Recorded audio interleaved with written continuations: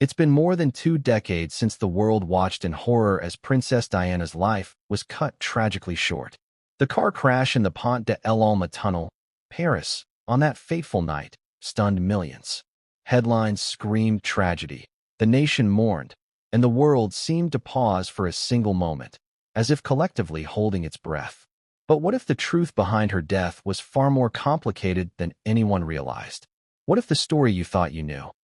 The story fed to the media, the story repeated by historians, the story that shaped global grief, was only the tip of the iceberg? And what if the man at the center of that hidden truth is now the King of England? But before we continue, please subscribe and turn on the notification bell for updates. Imagine the scenario: decades of secrecy, power, and privilege, all converging in a moment that would alter the course of modern history.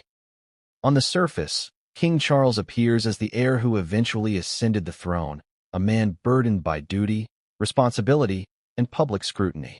But beneath that carefully maintained public persona lies a complex network of relationships, confidence, and secrets.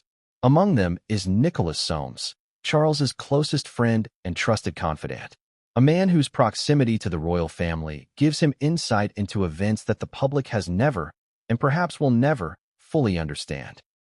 And now, for the first time, Soames is speaking, revealing pieces of the puzzle that could change everything. Let's be clear.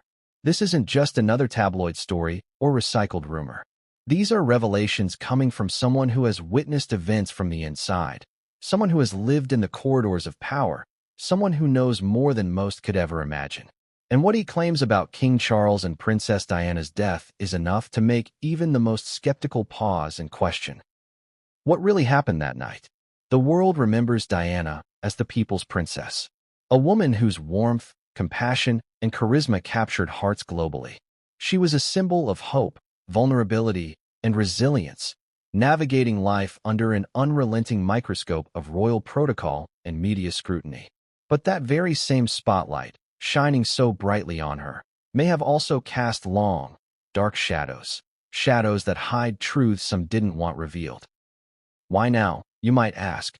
Are these claims coming forward? Why has Nicholas Soames chosen this moment to speak? Timing in the world of secrets is never accidental. There are pressures, there are motives, and there is history repeating itself in subtle, powerful ways. Think about the irony for a moment. The monarchy, an institution built on centuries of tradition, secrecy, and control, now finds itself under scrutiny not just from journalists or historians, but from insiders. The very people sworn to loyalty, those who live within its walls, who witness its private maneuvers, are the ones beginning to speak out. And when someone like Soames, a man who has spent a lifetime observing Charles's actions and decisions, decides to pull back the curtain, it shakes the foundations of everything the public thought it knew. Let's rewind briefly to set the stage. Princess Diana and Prince Charles's marriage, though glamorized by the media initially, was fraught with tension, heartbreak, and betrayal. While the public saw fairy tale appearances, weddings, royal tours, and meticulously crafted smiles, the reality behind closed doors was far more turbulent. Diana's vulnerability, her personal struggles with anxiety and depression, her deep desire to connect with the world around her, contrasted sharply with Charles's measured, often distant demeanor. It was a union shaped by duty, image, and expectation, but lacking the warmth and trust one would hope for in a partnership destined to lead a nation. Now, let's bring Nicholas Soames back into the picture. He was more than a friend. He was a confidant, a sounding board, a silent observer of the monarchy's inner workings. His perspective offers a rare glimpse into the decisions, conversations, and perhaps cover-ups that have remained hidden for decades. His words carry weight because of proximity, trust, and experience. He has seen Charles in moments the world will never see. And what he claims to know about Diana's death is not something that can be easily dismissed. Soames' revelations are dramatic, yes. They are shocking, certainly. But beyond the shock value lies an intricate web of personal dynamics, palace politics, and historical context.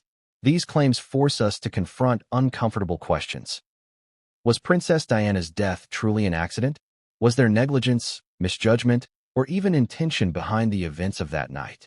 How much did King Charles know, and when did he know it?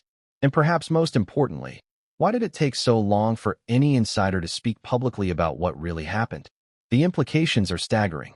We live in a world where public figures are often judged by what is visible, the image, the narrative, the headline. But the unseen stories, the quiet maneuvers, the decisions made behind closed doors, often shape reality far more profoundly than any public appearance could. Nicholas Soames now invites us into that hidden world, a world of royal confidences, secrets, and revelations that have been meticulously guarded for decades. And what he reveals has the potential to reshape not just history, but our perception of those we've long trusted to lead. As we explore these revelations in depth, it's important to recognize the stakes. This isn't just about gossip or scandal. It's about understanding the forces at play in one of the most famous deaths of the 20th century, understanding the roles individuals played, and understanding the human elements, the decisions, emotions, and consequences that shape the narrative. Diana's death was a tragic event, but the story behind it is far more layered than the public has ever been told. Now, as we prepare to dive into the first chapter, think about this. What if everything you believed about that night, about the royal family, and about King Charles himself, was incomplete? What if the world has been shielded from truths that could change how history remembers the monarchy? The revelations we are about to explore come from the inside, and they challenge not only our assumptions, but also the very narratives we have long accepted as fact. And yet, the first revelation from Soames is only the beginning. Behind it lies a chain of events, decisions, and secrets that intertwine in ways most people cannot imagine. There are layers upon layers of complexity, personal, political, and emotional. And as we peel them back, each layer raises new questions, forces new confrontations, and sets the stage for truths that some may find difficult to accept. So, as we start this journey, keep this question in mind. How deep does the truth really go? And more importantly, what happens when someone finally decides to tell the story as it was seen from the inside, without filters, without restraint, and without fear? Nicholas Soames claims he has done exactly that, and what he reveals will challenge perceptions, provoke debate, and perhaps even rewrite the story of Princess Diana's tragic end. And just when you think you understand the narrative, just when you think the story is familiar, the next detail will hit with the force of revelation, forcing you to reconsider everything. But what comes next, in the first chapter, is the beginning of a truth that many have long suspected but few have dared to speak aloud. And as we turn the page into that first chapter, one thing is certain. What you are about to hear may alter not just your understanding of history, but your perception of one of the most powerful institutions in the world. The clock is ticking. Secrets that have lain dormant for decades are finally emerging. The veil is lifting. And the story of Princess Diana's death, as seen from the eyes of a man who knew King Charles as well as anyone, is about to be revealed in ways that no headline, no documentary, and no rumor could ever capture. This is the story of power, secrecy, tragedy, and revelation. This is the story that Nicholas Soames has waited decades to tell. And it begins here. But what came next would change everything, and no one saw it coming. It wasn't just a car crash. It was the collision of secrets, power, and betrayal, a moment where history, fate, and human error intersected in ways the world would never fully comprehend. The night of August 31st, 1997, was ordinary in appearance, yet extraordinary in consequence. Paris glimmered under the late summer sky, the streets alive with tourists, traffic, and the subtle hum of city life. But in one particular tunnel, Pont de l'Alma, time seemed to stop for a young princess, a man she once called her husband, and the unseen forces that surrounded them. Princess Diana had spent the evening at the Ritz Hotel with her companion, Dodi Fayed. Laughter, glances, and the fleeting relief of a private life seemed to momentarily shield her from the constant glare of the world. But lurking outside that fleeting privacy was the reality of her life, a life scrutinized, analyzed, and controlled in ways most people could not imagine. Every decision, every movement, every photograph taken was part of a larger story written not by her, but by a combination of public expectation, media frenzy, and royal protocol. As the car emerged into the Pont de l'Alma tunnel, The sequence of events that followed would ignite decades of speculation, debate, and heartbreak. But what is often overlooked, the detail that Nicholas Soames stresses, is that the crash did not happen in a vacuum. There were pressures, patterns, and decisions that converged long before that car even entered the tunnel. In the days, weeks, and months leading up to her death, a storm had been gathering. One fueled by tension, secrecy, and a network of powerful individuals who understood consequences differently than the rest of the world. Diana's life had always been one of contrasts. On the one hand, she was the people's princess, adored for her compassion and courage. On the other hand, she was a woman trapped within an institution that demanded obedience, image management, and the suppression of personal desire. It was this duality that made her vulnerable, and it was this duality that, according to Soames, created the conditions for tragedy. The princess lived surrounded by well-meaning advisors, intrusive media, and a husband whose relationship with her had become distant, transactional, and, at times, unkind. Nicholas Soames recalls those years as a time of mounting tension, not just between Diana and Charles, but within the palace itself. Decisions were being made behind closed doors. Decisions that shaped her daily reality. How her movements were monitored, how her public appearances were orchestrated, how her private moments were documented. These were not casual choices. They were calculated, often by people who understood influence, optics, and control. And Diana, for all her bravery and independence, found herself increasingly caught in a web of forces larger than herself. The evening of the crash was a microcosm of that reality. The Ritz Hotel, elegant and private, offered a temporary sanctuary.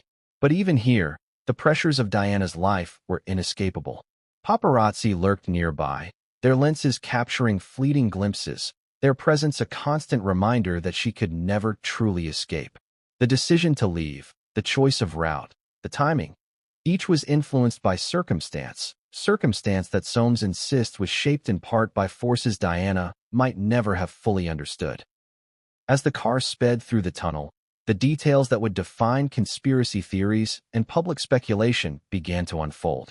Visibility was poor, speed was excessive, and the driver, Henri Paul, was later reported to have been under the influence. But Soames emphasizes a crucial nuance often overlooked. It wasn't just driver error. There were systemic failures, security miscalculations, planning oversights, and perhaps even lapses of judgment by those who had access to Diana's schedule. Each factor, small in isolation, combined to create a perfect storm. And a storm of this magnitude, once unleashed, could not be controlled. The crash itself was violent, immediate, and catastrophic. For Diana, Dodi, and the driver, the consequences were life-altering in the most final sense. Emergency responders arrived swiftly, yet the chaos of the scene only compounded the tragedy. Media reports began filtering out, delivering fragmented information, inconsistent accounts, and speculation. The world was captivated, horrified, and confused. But behind the headlines, the story was more intricate, more layered, and, according to Soames, more revealing than anyone imagined. What Soames insists is essential to understand is not just the crash, but the context surrounding it. This was a convergence of human emotion, institutional pressure, and historical circumstance. Diana had enemies in subtle forms. Intrusive journalists, palace aides, and perhaps even those who underestimated her will and influence. And then there was Charles, the husband whose complicated relationship with Diana was marked by periods of estrangement, misunderstanding, and tension. Soames suggests that Charles's awareness of Diana's vulnerabilities and the actions or inactions that followed cannot be ignored. They add dimension to the tragedy that goes beyond accident, into a realm where intent, negligence, and consequence intersect in ambiguous, uncomfortable ways. It is here that we begin to grasp the perfect storm Soames references, a storm not created by a single act, but by a combination of forces, emotional, logistical, and institutional. Diana's life had become a delicate balance between public adoration and private peril. Every movement she made was calculated, yet unpredictable elements. The paparazzi, the driver's state, the timing of the evening, combined to create conditions ripe for disaster. And yet, According to Soames, the crash itself was only the most visible manifestation of deeper tensions and unresolved conflicts within the royal family. Consider this. The world remembers the immediate aftermath, Diana's hospitalization, the media frenzy, the public mourning, but Soames draws attention to the unseen layers. Internal palace communications, decisions about public messaging, and the handling of information all played a role in shaping the narrative. He stresses that understanding these layers is crucial for anyone attempting to comprehend not just the crash, but the broader implications of Diana's death. The story is about more than a tragic event. It is about the mechanisms of power, secrecy, and influence that surround those at the very top of society. The human element cannot be overstated. Diana was, by all accounts, vibrant, compassionate, and resilient. She faced challenges that many would crumble under, yet she persisted. And it is precisely this human complexity that makes the events of that night so devastating. The collision of human frailty with institutional oversight, combined with the unforgiving glare of public scrutiny, created a moment that would reverberate across the globe. Soames' perspective provides a unique lens. He describes the night not as an isolated event, but as the culmination of months, even years, of pressures, choices, and systemic failures. Each decision, from the planning of Diana's itinerary to the surveillance measures and the management of her public appearances, contributed to a scenario that ultimately ended in tragedy. And in his accounts, there is an undercurrent of tension, of loyalty tested, and of truths suppressed, waiting to be revealed. The storm did not end with the crash. It only intensified. As news spread, the world became a chorus of shock, grief, and speculation. But behind the scenes, Soames suggests, there were individuals already calculating, already strategizing, and already managing the fallout in ways that the public could not see. The monarchy, an institution built on centuries of secrecy, had to navigate the tension between transparency and preservation, grief and duty, truth and discretion. Every choice made in those hours after the crash was part of a larger narrative, a narrative designed to protect reputations, control perception, and maintain stability. Yet, even in this tightly controlled environment, cracks began to appear.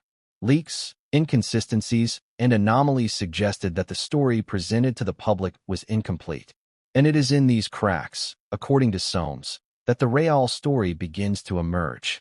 The crash was tragic, but the truths lurking beneath it, about relationships, decisions, and knowledge held by those in power, are what define the narrative for insiders like him.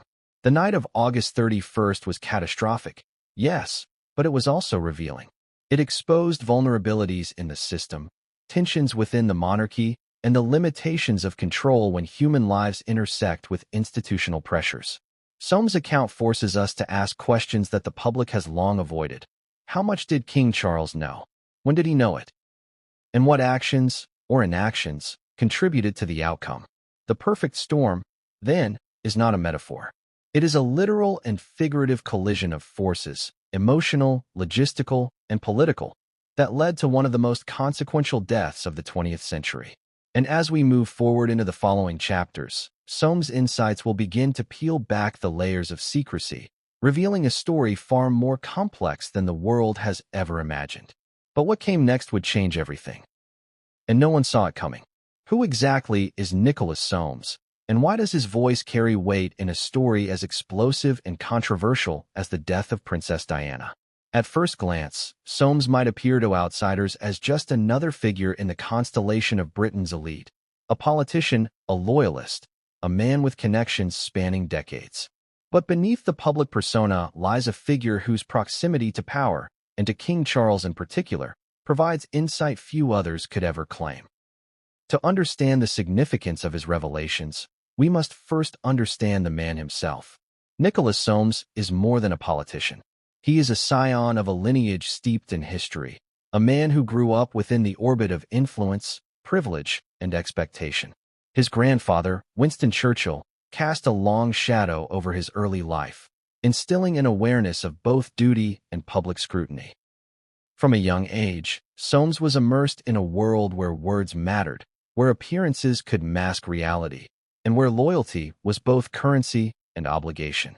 This upbringing, intertwined with the very fabric of British history, set the stage for his later role as confidant to one of the most scrutinized men in modern history, Prince Charles.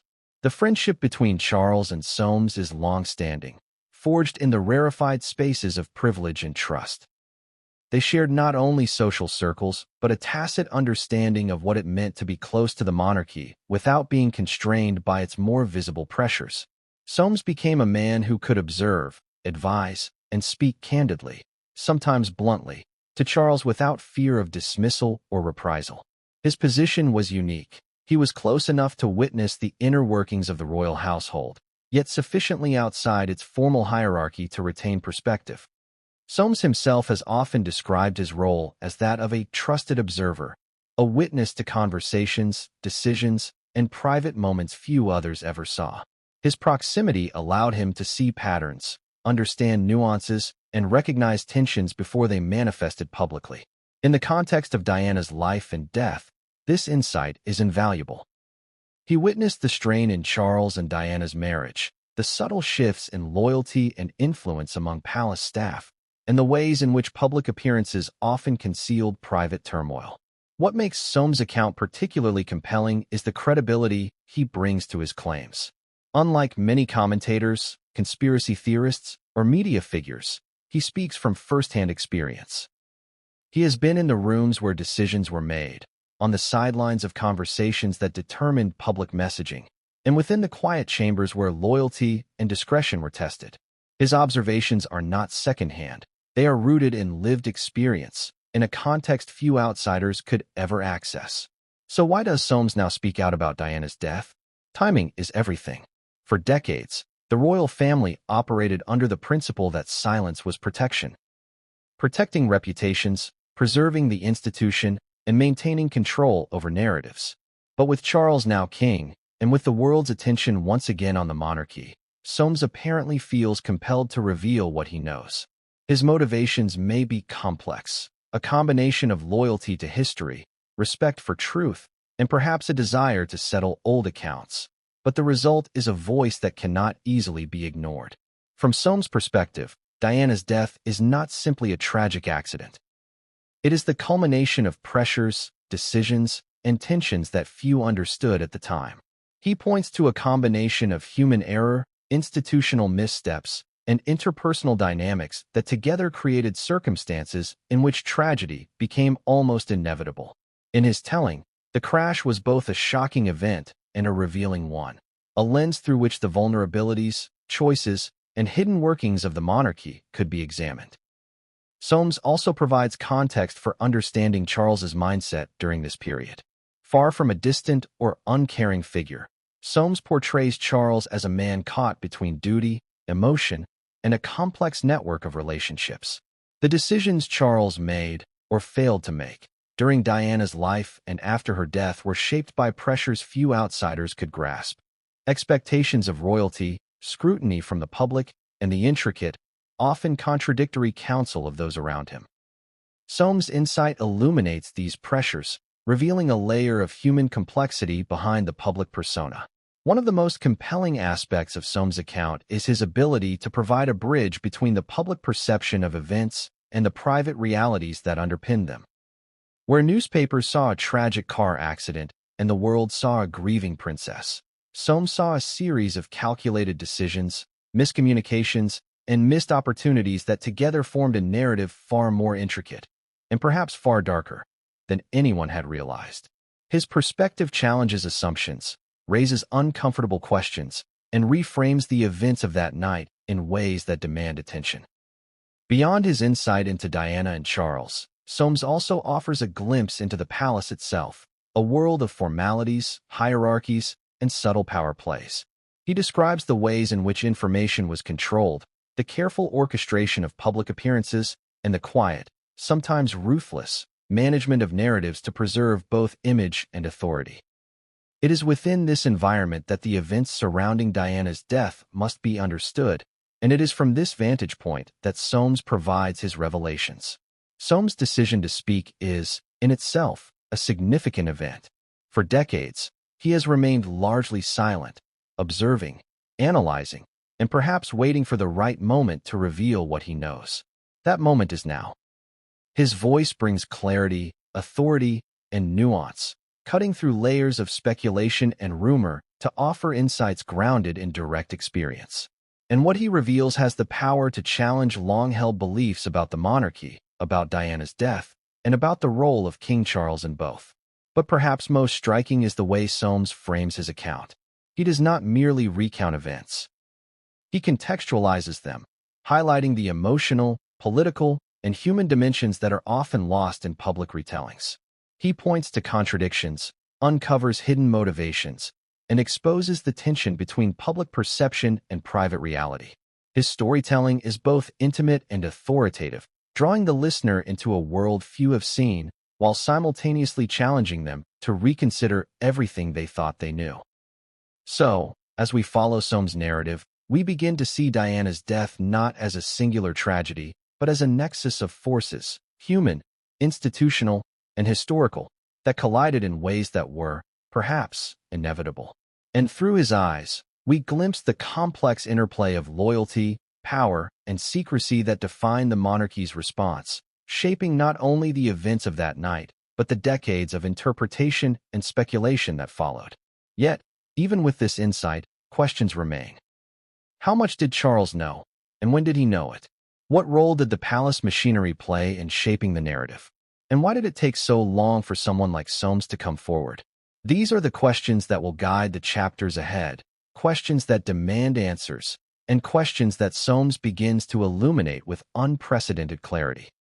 And just when you think you understand his position, just when you think the story is simply about insight from a trusted confidant, Soames reveals a detail so astonishing, so unexpected, that it forces a reevaluation of not only the events surrounding Diana's death, but also the nature of loyalty, secrecy, and power within the monarchy.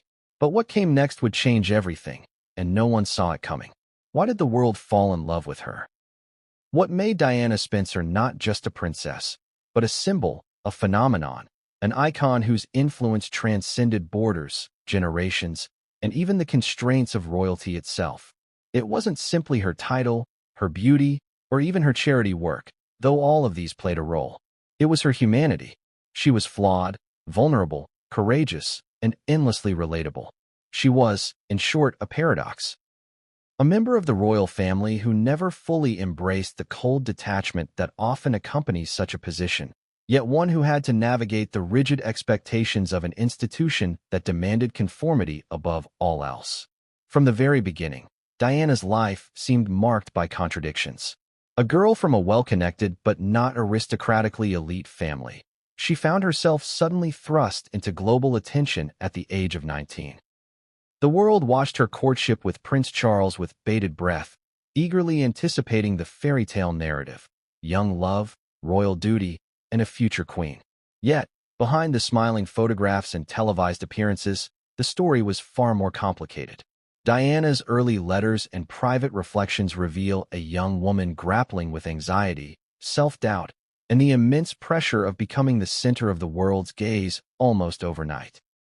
What the public adored about Diana was her openness, her willingness to connect on a deeply human level.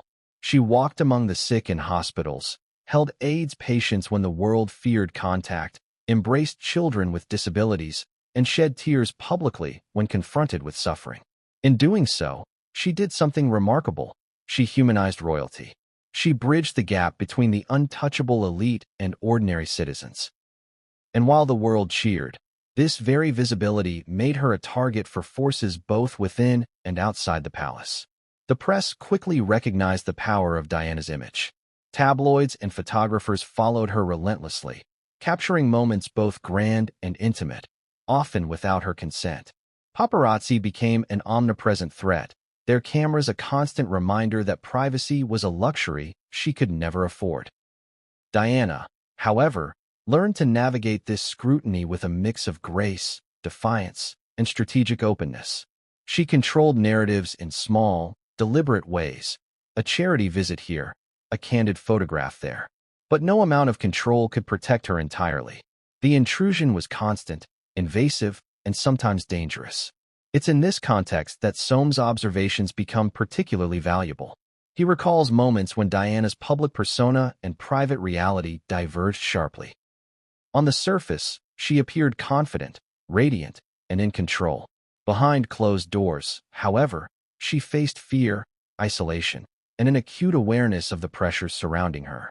The cameras could not capture the loneliness she felt, the sleepless nights, the anxiety over her role and her future. The world celebrated her openness, yet the same openness exposed her to scrutiny, judgment, and, ultimately, vulnerability. Diana's relationships were also central to her identity as the people's princess. She sought genuine connection in a world that demanded appearances. Her friendship with aides, confidants, and even journalists offered her moments of respite from the rigid constraints of palace life. She relied on people like those within her immediate circle, those who could be trusted to understand both her public image and private reality. And yet, as Soames hints, not all who surrounded her were free from ambition, influence, or secrecy. Some played roles that, while not overtly sinister, contributed to the pressures she faced daily. Her charitable work, of course, was central to her identity. Diana's dedication to causes ranging from HIV, AIDS awareness, to landmine removal positioned her as a compassionate force, one who actively sought to improve lives outside the confines of royalty. But this very visibility, her ability to command attention and sympathy, was a double-edged sword. It highlighted the contrast between her authenticity and the formality of royal life, accentuating tensions with those who valued image control, discretion, and the preservation of tradition over emotional transparency. Soames notes that Diana's influence extended even into the corridors of power. Her presence forced decision-makers, both within the monarchy and in broader government, to consider public perception more acutely. She challenged norms, disrupted expectations, and, through her actions, reshaped the monarchy's engagement with the world. But this same influence, according to Soames, may have inadvertently increased her vulnerability. Being in the spotlight, wielding soft power, and pushing boundaries placed her in situations where risks, both physical and political, were heightened. At the same time, Diana's personal struggles cannot be overlooked. Behind the radiant smile and poised public appearances were battles with anxiety, depression, and a sense of entrapment within a marriage that offered little emotional support. Soames recalls private conversations and observations indicating that Diana often felt misunderstood, isolated, and at odds with the palace machinery. Her attempts to navigate this complex world, seeking autonomy while fulfilling duty, created tension not just in her personal life, but also in the way she was perceived by those around her, including Charles and the inner royal circle. The dichotomy of Diana's life, public heroism versus private turmoil, is central to understanding the events that would later unfold. Soames emphasizes that to grasp the circumstances leading to her death, one must first appreciate the environment in which she lived. A life under constant scrutiny, a position of influence fraught with invisible pressures, and a personal struggle amplified by the relentless expectations of others. Each element played a role in shaping her decisions, her movements, and ultimately, the vulnerabilities that contributed to the tragic outcome. Public fascination with Diana was fueled not just by her actions, but by the narrative that surrounded her. She became a symbol of hope, compassion, and human resilience, qualities that resonated universally. Yet, beneath the symbolism lay a complex human being, navigating fear, ambition, love, and duty. Her death, therefore, was not merely a loss of a public figure. It was the collapse of a carefully maintained balance between personal agency and public expectation. In this light, the significance of Soames' revelations becomes clearer. His insights bridge the gap between the public perception of Diana and the private realities she endured. By recounting what he observed, he illuminates the pressures, relationships, and decisions that shaped her life in ways the media never fully captured. Through his perspective, Diana is not only remembered as an icon, but also understood as a woman navigating a world of extraordinary complexity, a woman whose life, influence, and vulnerabilities intersected in ways that ultimately set the stage for tragedy. And yet, even with this understanding, there are still unanswered questions. How did the pressures Diana faced in life translate into the circumstances of her death? What decisions, both personal and institutional, contributed to the chain of events that led to that fateful night in Paris? How did her role as a public figure, as a symbol, and as a mother intersect with the private struggles she endured? As we move into the next chapter, these questions begin to take shape. We will explore the intricate dynamics between Diana and Charles. The marriage, the tensions, the private conflicts, and how those dynamics set the context for the events that followed. But just as we begin to unravel this story, another layer emerges, one of secrecy, loyalty, and decisions made in the shadows, which would have consequences far beyond what anyone could anticipate. But what came next would change everything, and no one saw it coming. Was it love, duty, or something far more complicated that defined the marriage of Charles and Diana? From the outside, their union looked like a fairy tale, a young princess marrying the heir to the throne, the promise of a life in grandeur and privilege, the world watching with hopeful eyes. But behind the carefully staged smiles and public appearances, the marriage was crumbling, a fragile construct strained by expectations, personal differences, and the weight of centuries-old tradition. From the very beginning, Diana's position in the royal family placed enormous pressure on her. She was expected to fit seamlessly into a rigid institution, to embody grace, composure, and obedience, while maintaining an image that would satisfy both the monarchy and the public. Yet, Diana was not a woman easily confined. She was empathetic, outspoken, and deeply attuned to human emotion. These qualities, while endearing to the public, created friction behind palace doors. Her sensitivity and emotional openness often clashed with the more measured, calculated demeanor of Charles, who had been raised to prioritize duty over personal sentiment. Soames paints a picture of a marriage in which communication was strained and where private dissatisfaction often masked public appearances. Diana struggled with feelings of isolation, yearning for connection in a partnership that frequently left her feeling misunderstood. Charles, for his part, wrestled with his own pressures, torn between personal inclinations, expectations from the royal institution, and the scrutiny of a world that demanded perfection.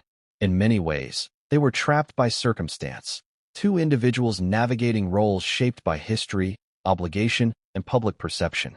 One of the most significant points of tension in their relationship, according to Soames, was the disparity between emotional needs and duty.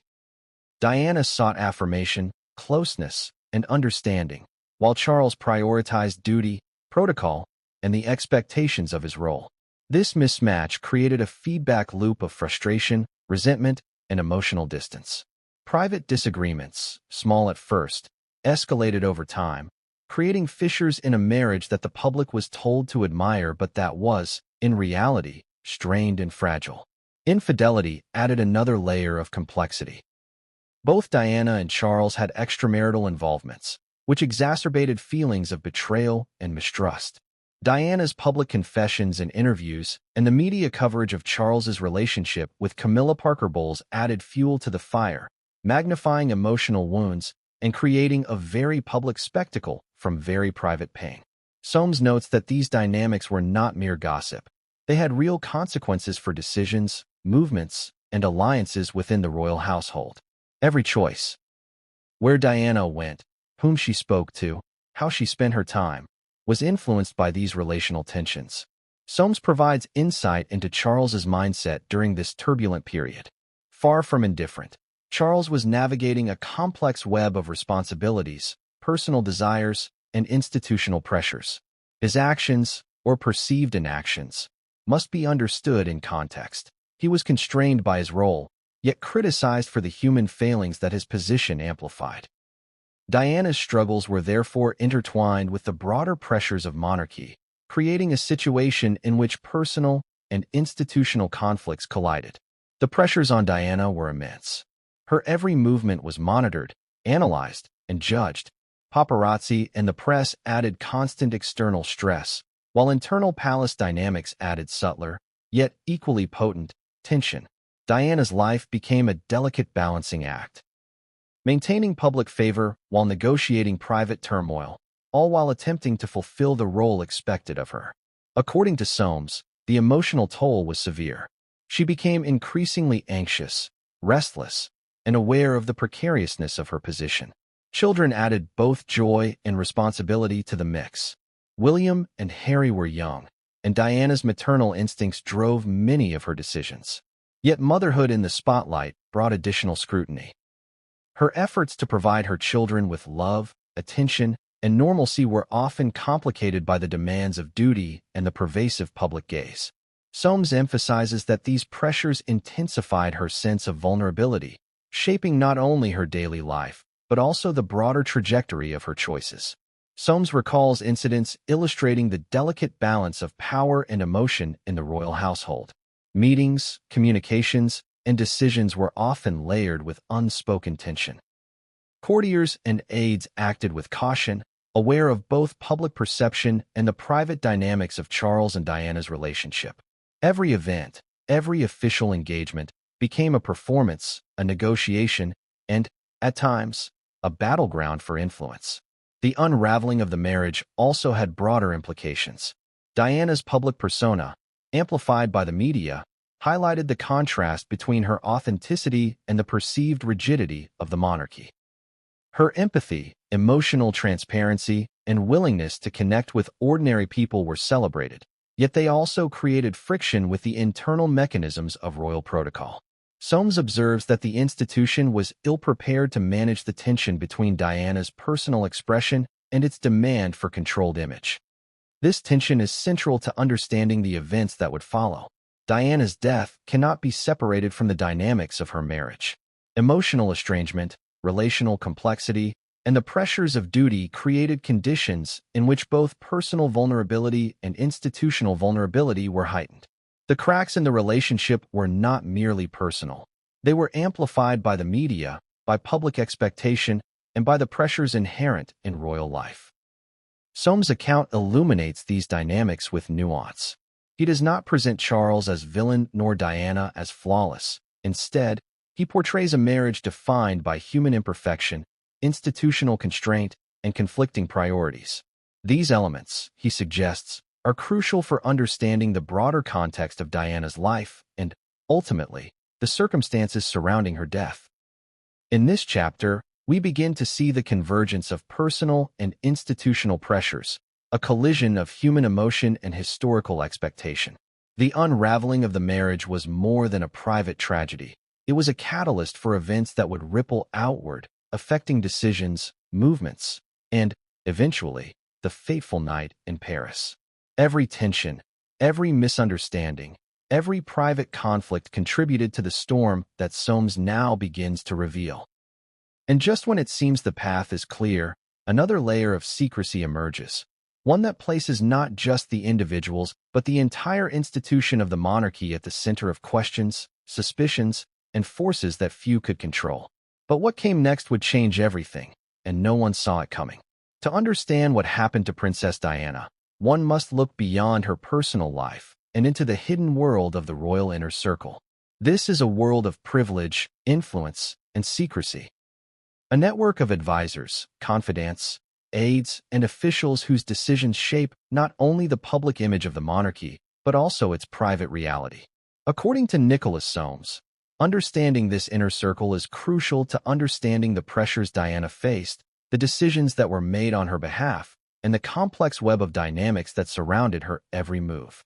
The royal inner circle is not a monolith. It is a fluid constellation of personalities, each with distinct loyalties, agendas, and influence. There are those who act as protectors, safeguarding the image and well-being of the royal family. Others operate as gatekeepers, controlling access to information and maintaining discretion at all costs. And then there are those whose actions are motivated by ambition, power, or preservation of institutional authority, even at the expense of personal relationships. Diana's life was deeply entwined with this ecosystem, for better or worse. Soames emphasizes that proximity to the royal family is both a privilege and a burden. Those within the inner circle are privy to intimate details, private conversations, and sensitive decisions. They witness dynamics that outsiders can never see and carry the weight of discretion at all times.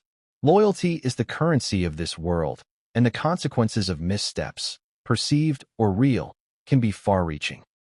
Diana, by her very nature, both challenged and relied upon this network, creating tensions that reverberated throughout her life and, ultimately, influenced the events leading to her death. Among the most significant aspects of the inner circle is the control of information. Decisions about what the public sees, what is leaked, and what is concealed are carefully orchestrated. According to Soames, the management of Diana's public image was a constant operation, involving meticulous planning and strategic communication. Every appearance, interview, and engagement was analyzed for optics and potential fallout. While this control aimed to protect the monarchy, it also intensified Diana's sense of isolation, making her feel scrutinized, manipulated, and, at times, powerless.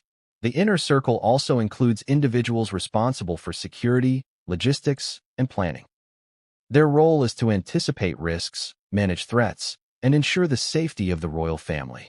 However, Soames notes that this network is not infallible. Miscommunications, human error, and competing priorities can create vulnerabilities, even in a system designed to maintain absolute control. Diana's death, he suggests, occurred in the context of such vulnerabilities, an intersection of miscalculation, oversight, and external pressures that had been building for years. Personal dynamics within the inner circle also matter. Loyalty can be complicated by personal ambition, differing interpretations of duty, and conflicting priorities. Soames recalls instances where advice given to Diana, or decisions made about her movements, reflected these tensions. Some actions were intended to protect, others to manage perception, and still others were motivated by institutional preservation rather than individual well-being. The result was a landscape in which Diana navigated not just the demands of public life, but also the intricate politics of those closest to her. Soames further points to the role of advisors in shaping interactions between Diana and Charles. The inner circle acted as intermediaries, facilitators, and, at times, regulators of access and communication. This created additional layers of complexity in the marriage, where messages were filtered, intentions misread, and emotional distance sometimes reinforced by structural controls. In this environment, misunderstandings and tensions could escalate rapidly, leaving Diana in positions of heightened vulnerability. One of the most intriguing aspects Soames highlights is the tension between transparency and control. While Diana's public persona was carefully managed, her private reality often diverged sharply from the curated image presented to the world.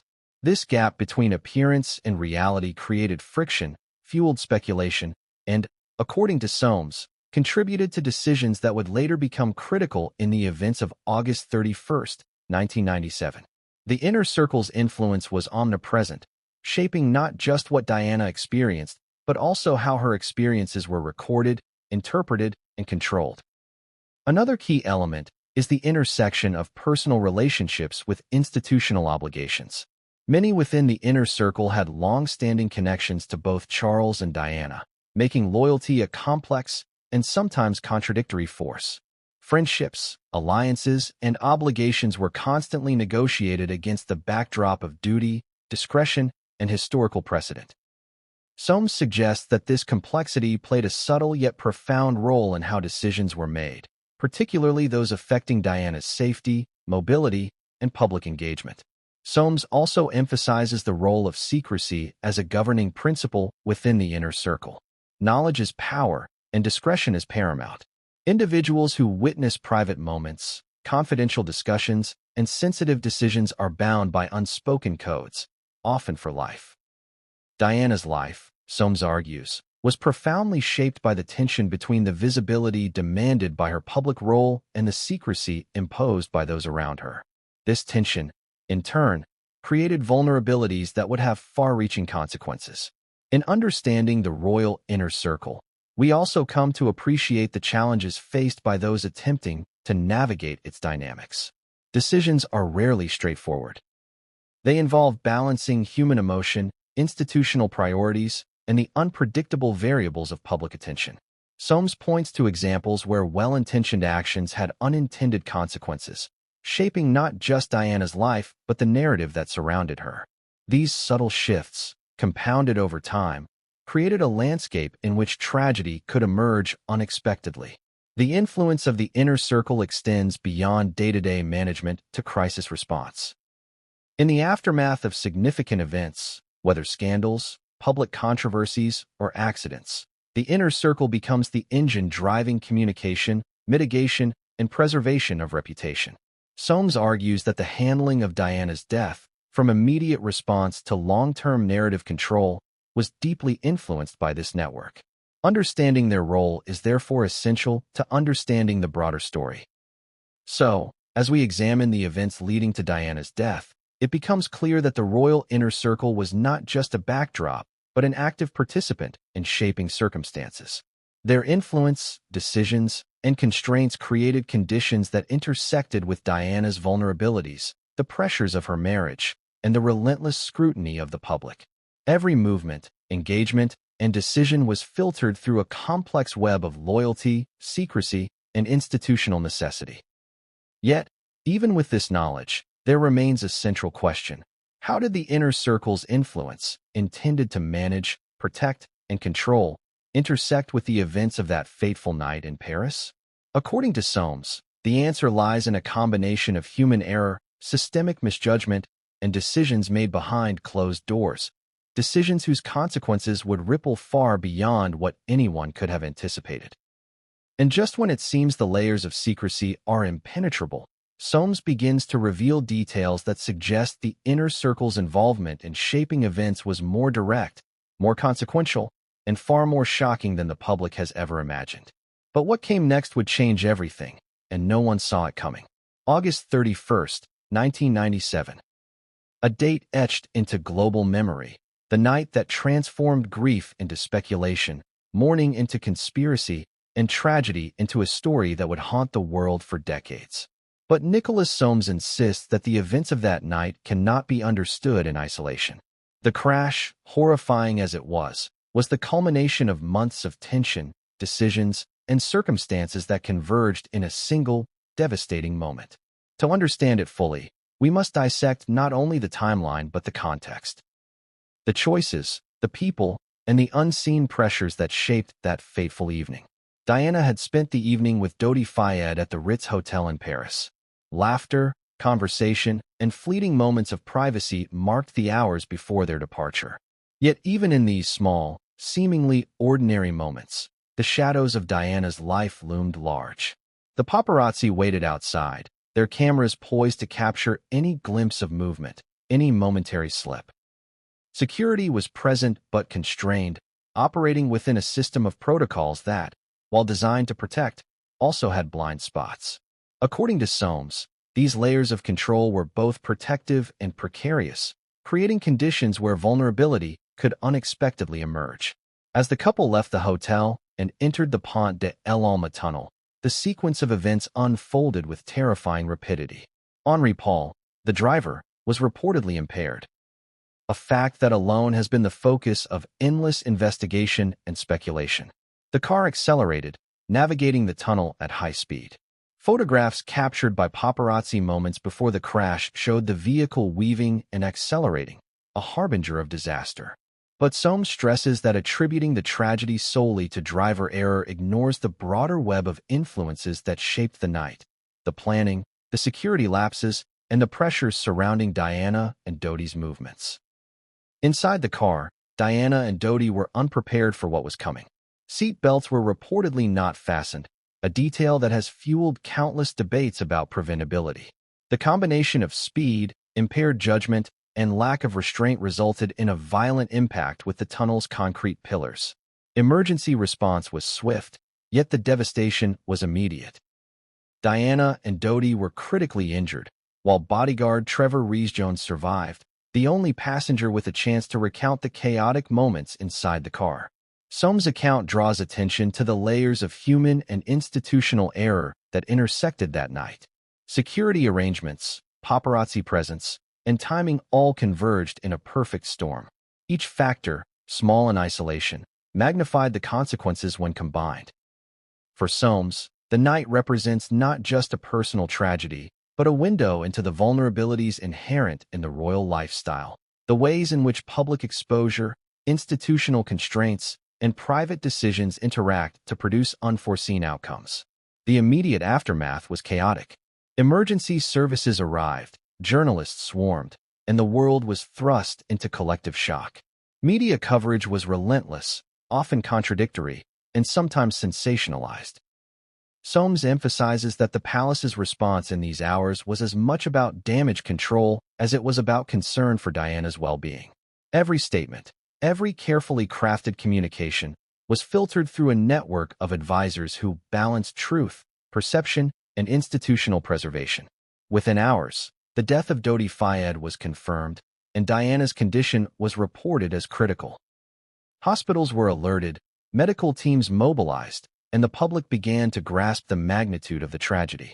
Soames notes the tension between immediate crisis response and longer-term narrative management, a delicate balance between attending to the human consequences and maintaining control over the information that reached the world.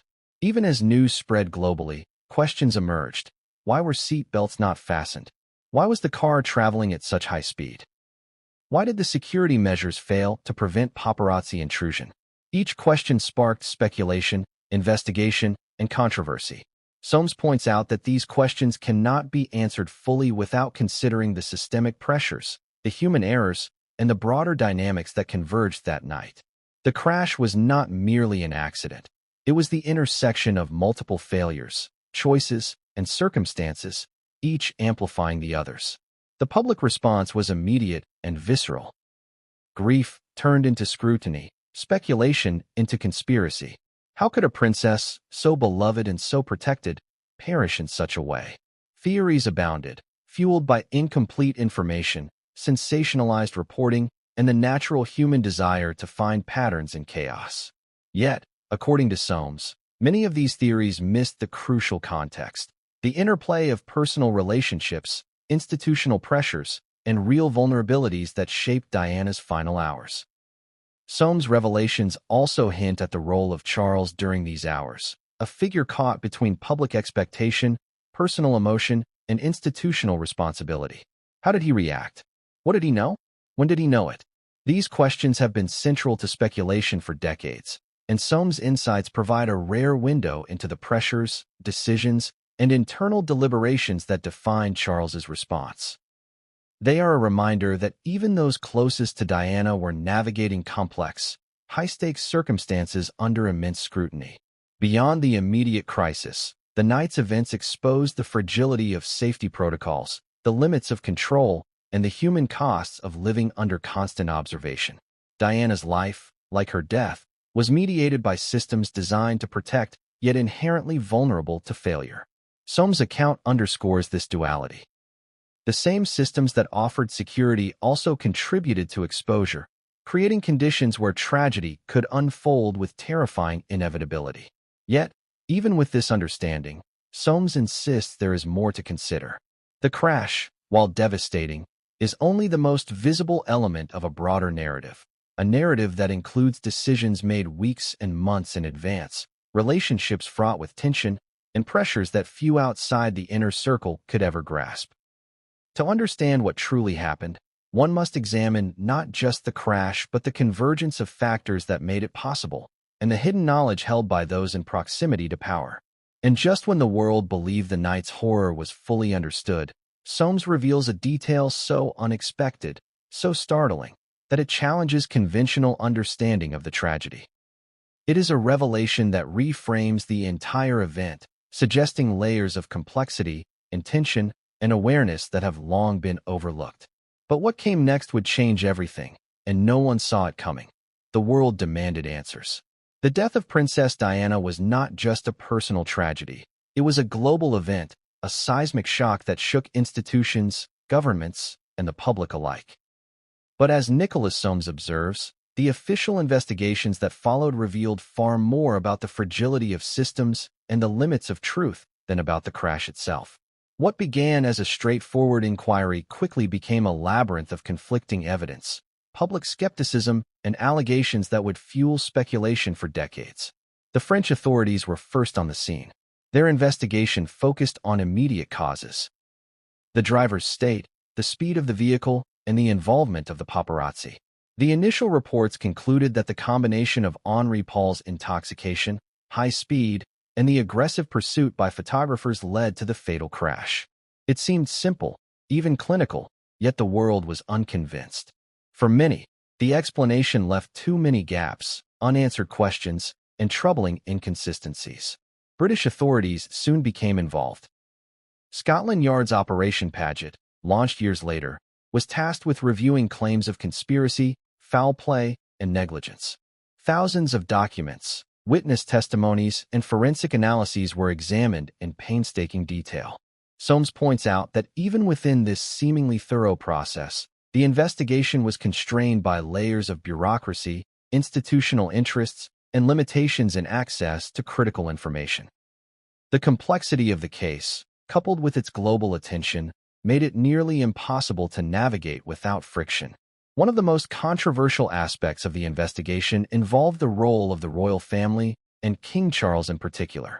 Soames emphasizes that Charles's knowledge of events leading up to the crash and his awareness of certain vulnerabilities were crucial, yet never fully clarified in public accounts. Questions about his involvement, or lack thereof, have fueled speculation and conspiracy theories. Soames' insights suggest that while Charles may not have been directly responsible, his awareness of risks, combined with decisions or inactions within the palace, played a subtle but significant role in shaping circumstances. The investigation also highlighted systemic failures. Security protocols, emergency response measures, and communication channels all came under scrutiny. Investigators noted lapses that, individually, might have seemed minor, but collectively created vulnerabilities that contributed to the tragedy. According to Soames, these findings underscore a recurring theme. When human systems intersect with high-stakes environments, small oversights can have catastrophic consequences. The night of August 31, 1997, became a case study in this principle. Public scrutiny intensified as reports emerged. Media outlets, eager for sensational headlines, amplified inconsistencies and contradictions. Conspiracy theories flourished, fueled by ambiguity and the innate desire to assign intentionality to tragedy. Was this truly an accident, or something more sinister? Soames notes that while some theories are rooted in speculation, others highlight legitimate questions about decision-making, control, and knowledge within the royal household.